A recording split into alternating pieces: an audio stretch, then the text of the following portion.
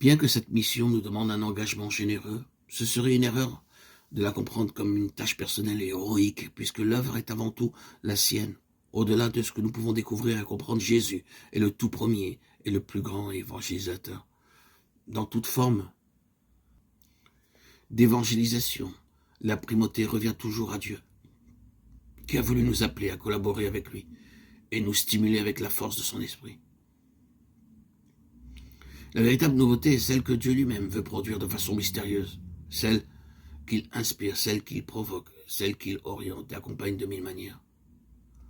Dans toute la vie de l'Église, on doit toujours manifester que l'initiative vient de Dieu, que c'est lui qui nous a aimés le premier, 1 Jean 4, 19, et que c'est Dieu seul qui donne la croissance, 1 Corinthiens 3, 7.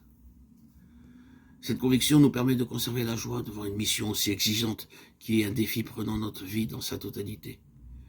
Elle nous demande tout, mais en même temps, elle nous offre tout.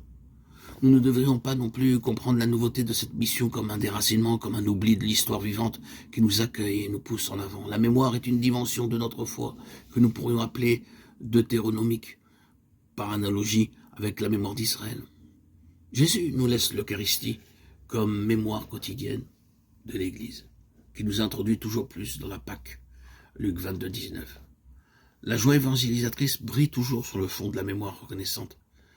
C'est une grâce que nous avons besoin de demander.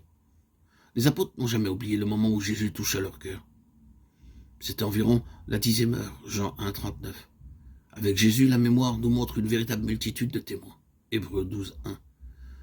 Parmi eux, on distingue quelques personnes qui ont pesé de façon spéciale pour faire germer notre joie croyante. Souvenez-vous de vos chefs, eux qui vous ont fait entendre la parole de Dieu. Hébreux 13, 7. Parfois, il s'agit de personnes simples et proches qui nous ont initiés à la vie de la foi.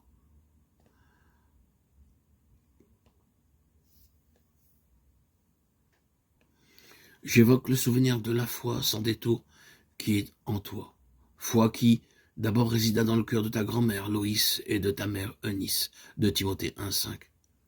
Le croyant est fondamentalement quelqu'un qui fait mémoire. La nouvelle évangélisation pour la transmission de la foi chrétienne nous aide à reconnaître les signes des temps. Dans 3 domaines, elle rappelle que la nouvelle évangélisation se réalise fondamentalement en premier lieu dans le domaine de la pastorale ordinaire, animée par le feu de l'esprit, pour embraser les cœurs des fidèles, qui fréquentent régulièrement la communauté et qui se rassemblent le jour du Seigneur pour se nourrir de sa parole et du pain de la vie éternelle. Il faut aussi inclure dans ce domaine les fidèles qui conservent une foi intense et sincère en l'exprimant de diverses manières, bien qu'ils ne participent pas fréquemment aux réunions. Cette pastorale alors s'oriente vers la croissance des croyants, de telle sorte qu'ils puissent répondre toujours mieux et par toute leur vie à l'amour de Dieu. En second lieu, rappelons le domaine des personnes baptisées qui pourtant ne vivent pas les exigences du baptême, qui n'ont pas une appartenance du cœur à l'Église et ne font plus l'expérience de la consolation de la foi. L'Église, en mère toujours attentive, s'engage pour qu'elles vivent une conversion qui leur restitue la joie de la foi et le désir de s'engager avec l'Évangile.